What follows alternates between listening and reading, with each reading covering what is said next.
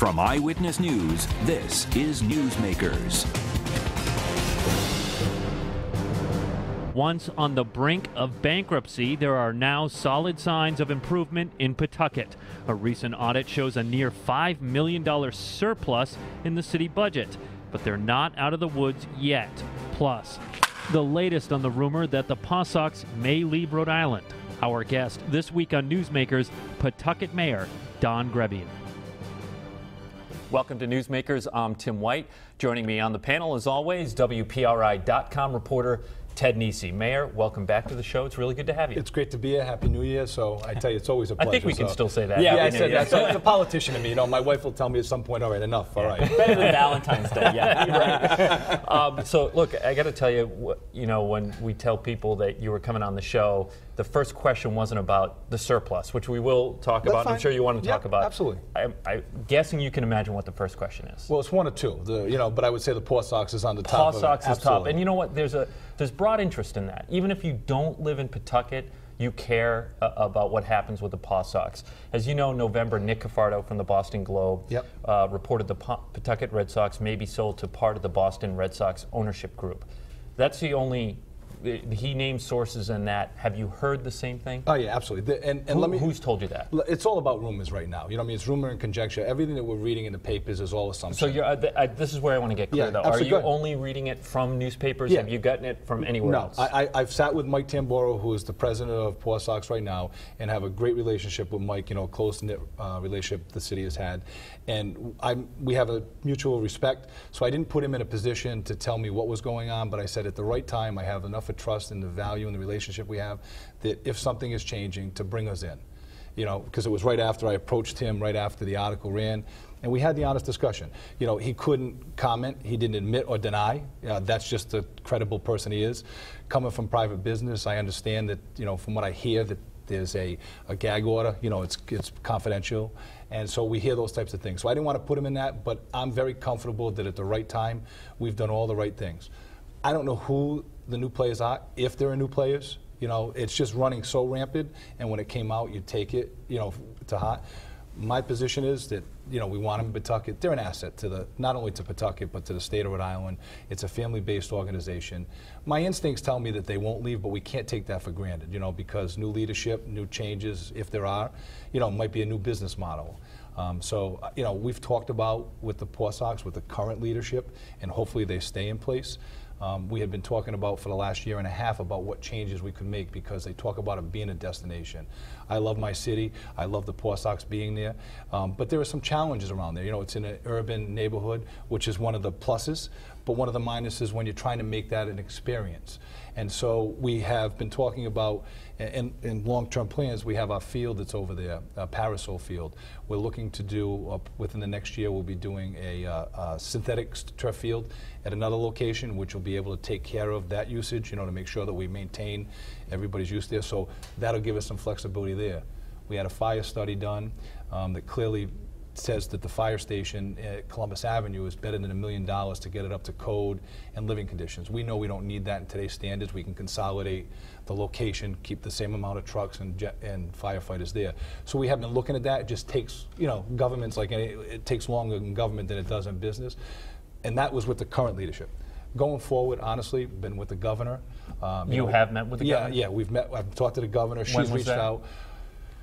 2 weeks ago. It might be just about 2 weeks. It was a week ago. Was she concerned? Can you tell us what that conversation was like? She knows as much as what I'm sharing with you. She's done the same thing. She's reached out to what she believes is the new ownership or potential new ownership. We're saying, listen, we want in Rhode Island. If nothing else is clear, whoever the players are, it's important they stay in Rhode Island. It's important they stay in Pawtucket. They have their fan base. You know, you go back and forth and there's all that conjecture. You know, you say, okay, what if this, what if that, you know, what about this? We're doing everything we can to make sure that there's a positive image without interfering with a business deal. And if there is a business deal that's happening, we're here and we want to talk. And now, you did, though, there express a little confidence that you're not necessarily ring the alarm bell. You want people to be ready and to make the right pitch, it sounds like, but you don't necessarily think they're halfway out of town already. I mean, you know, I'm just looking at it purely from a business sense, and I don't profess, and I don't want anybody, if there is a new leadership, to think that I'm trying to prejudge, and that's the balance that you have, because you don't want to upset anybody that could be a potential partner. I just think, especially this year, that it's unlikely that they're going to be able to move, or even if the rumors were true. The season's starting, April, I forgot the first day is opening day, so that's all scheduled. In my conversation with Mike Tamboro, and not to put him on the hot seat, one of the things, we just renewed the lease. The city council had approved the lease. We extended the lease for 5 years. And the way it works is the city owns the property, leases it to the state, because the state went out and did all the bonding to do all the renovations years ago in the late 90s. And then the state sublets back to the Paw Sox organization. So it got extended and went through the council process, the 5-year extension. And part of that agreement was to put $100,000 up to do a study, an analysis on the structural issues, because it's been 15, 18 years now since the last renovation. One of the issues when you look at baseball, and what I start to understand, as we've talked a little bit about the experience, is everybody watches the numbers. And the Paw Sox numbers have stayed about the same, because all the other, not all in the attendance. In attendance, I'm sorry, yes. And what you see is that the other organizations who have reinvested in their ballparks, the numbers are rising because they had enough of room to growth. So I could argue that, the Paw Sox have peaked and they maintain that. They're a great organization. You think about the prices. Your fear is if they move, what are the prices going to be, and all those types of things. Well, if they do move, yep. How much tax revenue does the city get from the Paw Sox? What would be the impact? From a tax perspective, nothing at all, because they're currently not paying any taxes. So that's why when you start to look at it from a business deal, it's going to be hard, I think, for any organization to move, because we've given them such a great deal to keep them here. But it's all the other stuff that comes with it. And we've never done an impact study on costs. We went back, when all this started, everybody's asking the right questions, and we went back in the 90s when the state had done the conversion, the bonding, if anybody had done like a cost analysis and the impact, and nobody has. We probably should do that. Instinctively, I can tell you that the organization gives back to the community in grants and commitment to the schools, different programs. You start to talk about, the involvement that they have within the leagues, both statewide. That has value. Nobody's really done that benefit. You look at, what it means to the area. It's a small impact because people are coming in and going out because it's not developed. But there is a big impact to the state of Rhode Island, and it would be like pulling the heart out of you. You're talking a lot about improving that area around McCoy. Yep. It's not necessarily the most beautiful destination Right, spot for a ballpark. Is there, and you've kind of alluded to this, but is there a specific plan that you have as a city or the state's looking at for that area, or is this now leading to a conversation about what to do there? Like I said, a year and a half ago, we started a conversation to make it a destination, So we've talked about if they could get more land, what could it be, and they start to look at the Boston model, where you have the street blocked off and you have that, the fun, the fear, and the family. Kind of a festival. Absolutely. So, but no decision has been made. We had been talking about knowing that we had to get there to make those, but there's no, the thoughts are, could you put a restaurant? I mean, just instinctively, no conversations other than, off the cuff, and you sit there and say, could a restaurant be at the fire station? What could it be? But I think we'd have to do that analysis down the line. But that also begs the question of if you do something like that, how much is the city willing to invest in expanding that area? And do you need the state's help? Yeah, absolutely. There's no doubt that this has to be a partnership. The city is, yes, we talk a little bit about the surplus, and we're making strides in the right direction, but the community, the city alone can't do it. It's got to be a true partnership with private and public dollars, and I'm not sure what that is. There are different mechanisms. You could do a TIF, the tax increment financing. There are different ways, mechanisms to do it to get the investment. I truly believe, and I mean, as I'm out there, and as you said, everybody's asking. I was at an event last night, somebody living in Lincoln said, hey, listen, anything we can do, because it's a Rhode Island tradition. It is the Paw Sox for a reason, but it is also the community at large. And just put a period in this conversation, do you have any sense, and you probably don't, of a time frame on this? Are we just going to be kind of in limbo until there's an official announcement on the ownership change? Yeah. Kind of behind the scenes, you start hearing about who might be involved, and we're trying to make those connections because we'd like to know who we're talking with. I mean? From a business perspective, they don't owe, some would say they owe us a lot. They don't owe us anything until they determine what the business deal is. You know what I mean? At that point, we are true partners, and we want them to know if it does change. Again, we could be all doing this for nothing, and it might not change. But if it does change, we're willing participants. And I think that was what the governor's message was. That's what our message was. You know, we've reached out to the speaker and to the president. We're in this together, and everybody understands that. It's like, okay, what's the business model where you know, it's almost like you're trying to bid on something you don't know, you know? And the scary part is on the other side, we're all hyping this up because it's important, is, you know, what leverage now does Right, somebody new coming in, yeah. you know, to sit there. But the willingness is there, and that becomes, when we know who it is, the honest discussion has to happen. All right, let's talk about the city's finances now. Yep. Solid numbers coming out of a city audit, $4.8 million surplus. For the city, $500,000 for the school budget, Yep. which is good considering where they were. And actually, look, you have talked about being on the brink of bankruptcy just years ago. Why the turnaround? What happened? Well, a couple things. Look, when we come in, and we'll start here, we've still got our liabilities and our pension, which we're working on. We still have our OPEB liabilities, and we'll get in that in a minute, that, you know, we don't address probably quick enough. But what we've been able to do is we've been able to solve the structural problem. First 2 years, when I came in, it was a $14 million deficit.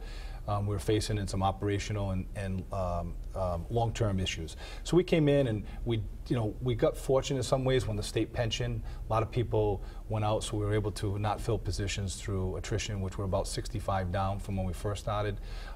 We had to raise taxes the first 2 years, and that was enough to cover us. We were borrowing TANs and bands, and we were, you know, borrowing 1 year to pay it off in our first tax season the next year.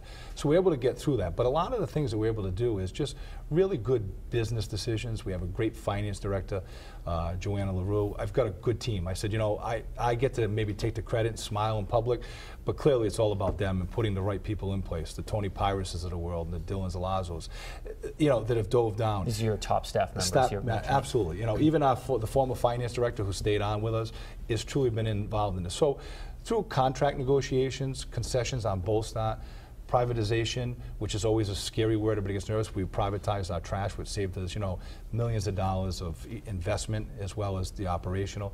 So making the right decisions, we've been able to consolidate IT with schools, so we have one IT department. And again, it was tough decision making. We have our first HR director, consolidated HR director, coming on in March. We just hired the person, and she'll be starting in March. So those type of business decisions. You've been very cautious, though. You've kind of tried to do like a half a victory lap, but then say, hold on, guys, we're not out of the woods yet. So what keeps you up at night still? What are you still most worried about in the city's finances? A couple things. Like when we look at next year, number one, the big one is we've put the FIP plan together, which we're required by the state, financial improvement plan, on our pension liabilities. And we have our private police and fire pensions. Fire, we have a contract with. Police, we haven't been able to get a contract with. Part of that is it was always a three-pronged approach for the actives and retirees.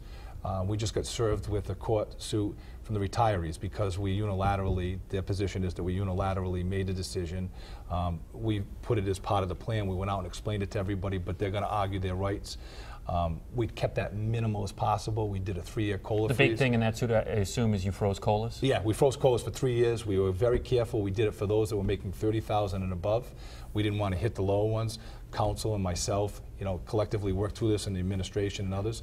But they're fighting for their right because they're saying, well, if you can do this, this was our contract, then you ought to do other things. And they're worried about those things, so they have to do that.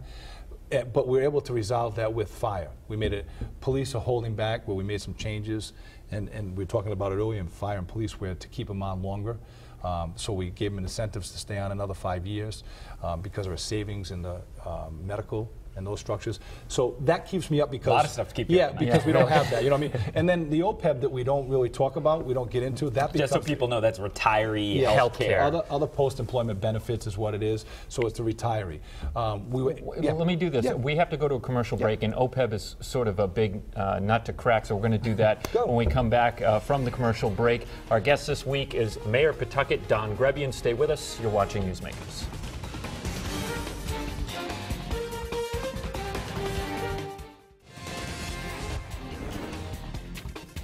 Welcome back to Newsmakers. I'm Tim White. To my right is WPRI.com reporter Ted Nesi. Our guest this week is the mayor of Pawtucket, Don Grebien. We had a great conversation on the first half about the Paw Sox. If you missed it, if you're just joining us, watch it online, WPRI.com. Okay, where we left off in the conversation was the city's finances, and you brought up OPEB, and that's what we want to talk about here. Make sure we keep all those viewers. Right? Yeah, OPEB. So let's not talk about it at all, right? A real it's rating important spike. for them, but no spike. This is health care for retirees.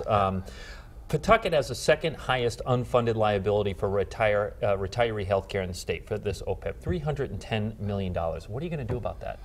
That's the challenge. And so what we've tried to do is we've got a contract with fire. It's fire and police. You know, we've got contracts with other organizations, the other unions, but they're all in the MERS system. So it's fire and police. And so what we tried to do is we took the approach to try to incentivize them to stay a little longer, which reduces some of those costs. And Dan Sherman's of the world, all the accountants and the actuaries will do the numbers, and you'll start to realize that the longer somebody stays, and you have to be careful because there's a certain age that you get into if they get hurt and those types of things physically, but they stay a little longer, it keeps your medical benefit down for a couple reasons. One, they're not out collecting on a retirement and you don't have somebody new coming in. So we started to, in this first contract, which we just got a 3-year with fire, is we put incentives on there. Clearly it's not enough. I mean, when you're looking at the problem's going to be here a long time, just like when we talk about the FIP plan, the financial improvement plan, for the pension. And you know, we'll be out of the woods in about 14 years now. We started, again, assuming that the union doesn't win their suit and that stays part of the plan, you know, the COLA freezes. If they were to win, we don't think they would be, or we wouldn't have done that. But if they were to win, I'd have to figure out another year to make the 20-year mark that the state has set. Now, so you've asked, you're changing the fire department. We've asked the police, yep. And you want, you know, these workers to stay a little bit longer, and that's going to change the unfunded liability in the healthcare. Some of it.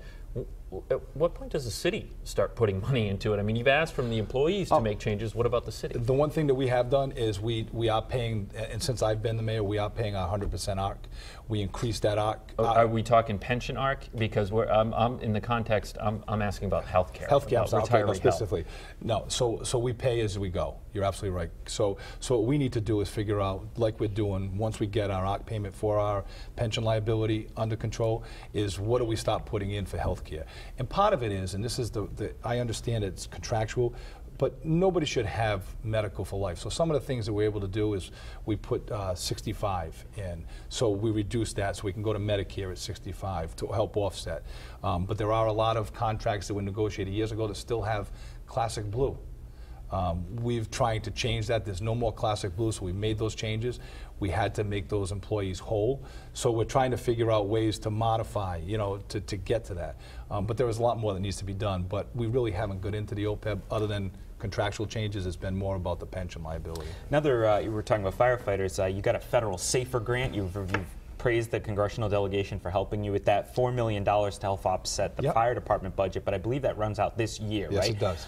What happens at the end of that grant? Are you going to have to find the money in the city budget? Are you going to have to lay off firefighters like when Fall River's money ran out? Those are options. What we're hopeful to do, and we've taken this approach where we have some dollars, you know, we've been able to come up with surplus, so we're going to have to do some dollars towards that.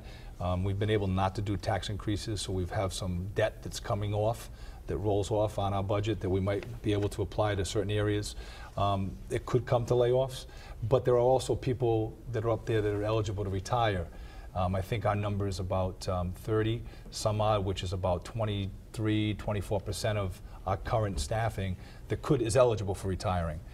So, you know, in the perfect world, there are some, I think we know that maybe there are 4 that have to retire because of their age and others who are eligible in that number. You know, the hope is that they start rolling off, and so that way we wouldn't be doing any additional. So there are different mechanisms in there, but at the end of the day, we're going to either have to do some layoffs, which is not our preference, and find some of the dollars. We just don't know what those dollars are because within our budget, there are going to be some offsets.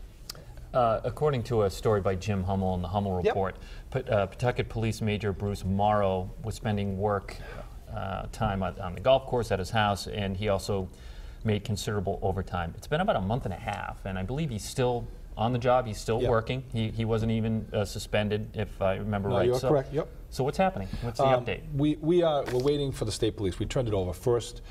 You know, and I don't want to bore you. Understand it, the general public, but we have the LEOBOR and the Bill of Rights that we deal with. So before we do that, we decided that, listen, clearly what Jim Hummel showed us shows that there is a violation and it's not going to be acceptable. It threw a lot of questions up there. And when Jim came in, you know, we laid that on the table. So our first step was we turned it over to state police. We believe that over the next week that the state police should be wrapping up their investigations. I have to be careful because then the next step would be an internal investigation. My belief is that they're not going to be anything that's really criminal there. I think it's going to be more internal policies and procedures and practices. Clearly, it's not going to be acceptable. So I'm trying to walk that line. I want people to know, and that's the hard part, because you want people to know when that you're people not. hear you say it's policies and procedures, what they translate that is there will be no disciplinary action taken. Based on the findings, and this is where I have to be very careful, based on the findings, it's going to determine what course of action we can. If, let's say, hypothetically, that the state police came back and there was no criminal charges, that's going to limit what I can do under the Bill of Rights if I want to do when I do the internal investigation, and if I want to charge a police officer. It's controlled by that. So just to give you an example, we've had police officers that we've discharged. You know, you've reported on some of them. Mm-hmm. And so from a Bill of Rights perspective, you guys had a huge headache with a Bill of Rights. Absolutely. Fairly recently. So it cost the city a lot of money. Too much money. And there's a balance. I understand, you know, why the Bill of Rights was put in, but clearly our hands are tied in a lot of ways that we need to revamp that, and I think that's one of the ways. But you can discipline officers even without a criminal charge. But no, give me an example, right? I can penalize, I can discipline an employee for 2 days and no Bill of Rights hearing. Anything above the 2 days goes to the Bill of Rights. So I've got to get all my ducks in a row, because what the Bill of Rights hearing, which you know, is we pick an officer, you know, the officer being charged picks one neutral through 3 months, and you go through that process. And it's very difficult to navigate through that because, you know, there's a different standard that they're held to because of this Bill of Rights. So we have to get all our ducks in a row. I think, and I say this, the one thing that's clear from our perspective is we've had, unfortunately, a lot of the things that we've inherited over the years.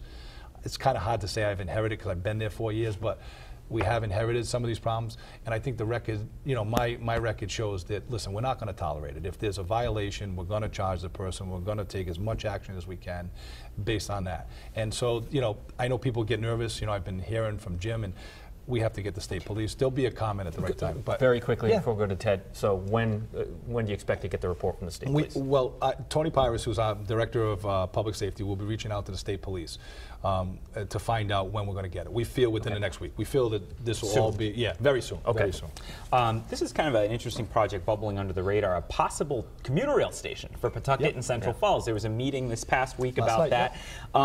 Is that something that could actually happen, and what's the timeline to do it? All right, I'll try not to be too long, but this started back in 2005, okay? The possibility and the potential is very real. So when we start dealing with the Federal Transit Authority, FTA, there's a process you have to go through.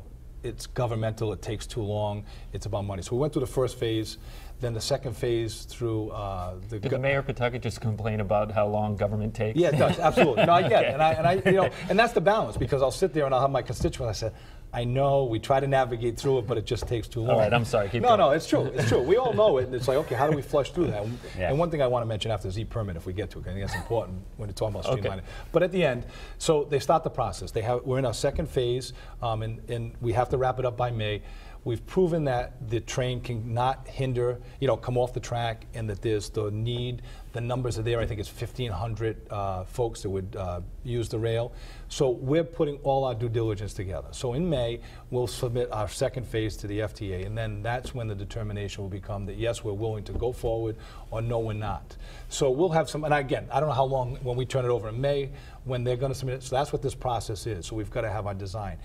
If everything goes well and they approve it, that's where the hard work really starts. Mayor Diosa and myself have committed. We know how important this is to the economic development and resurgence of that area for both communities. So we believe that if we get the approval, that we're going to have to be aggressive with the fellow delegation, local, state, to get dollars, but we think it's doable in 5 years. Just briefly, where would the stop be? The stop is going to be off of Exchange Street in Union, where the old Union Wadding was, where the fire took place. There's a location there where they'd have the bridge overhang going over to the both side on Barton Street. So it would be on what we call Pine Street Exchange corner. You have about a minute, so yes. I'll give you want to talk about e-permit. E-permitting I think is important. You know, I'm the chair of that commission. Governor Raimondo has been awesome, is coming in. The support is still there. But we talk about that would be, at the end of this year, there's going to be a better permitting process. You know, 10 communities have been chosen to participate, to expedite it, because we've been hearing. And Governor Chafee, to his credit, started it and put the commission together. At the end of the day, it's going to be better. But it's been 2 years, almost 2.5 years we've been talking about it. We have to go out for the committee and the department operations have gone out and done bids. It just takes too long to come to that agreement. We finally have the the vendors going to be starting, and we'll have an e-permitting process the start of. It'll be at the state level. Once again, government bureaucracy slowing down government is what I'm hearing. No, absolutely no. So you won a new 2-year term last year, yes, Mayor. Do you think you're going to run again next year? Oh, absolutely. There's no doubt in my mind. I love the job. I wish that I could retire from this job. Likelihood of that is, slim and none. I'm 47. I plan on being here as long as the people continue. You're not term limited, are you? No term limit. So we run every 2 years. No ambition for higher office at this point? They say never rule it out. It was flattering when we got the calls last time because of all the hard work we've been doing. What calls? Different political calls. Hey, would you be interested in running for this office, that? You know how it goes. You know what I mean, honestly. I actually don't. Yes, but people are encouraging you to go, whether it's both political or external. And at the end of the day, I still have 2 young children. My daughter's 15, my wife and I, and my son who is 13. And, we talked about it. It's flattering, but this is where I want to be. This is where my heart is. Mayor Don Grebien, thank you very much for joining us on the program. I'm Tim White for Ted Nisi. We'll see you next week on Newsmakers. Good show.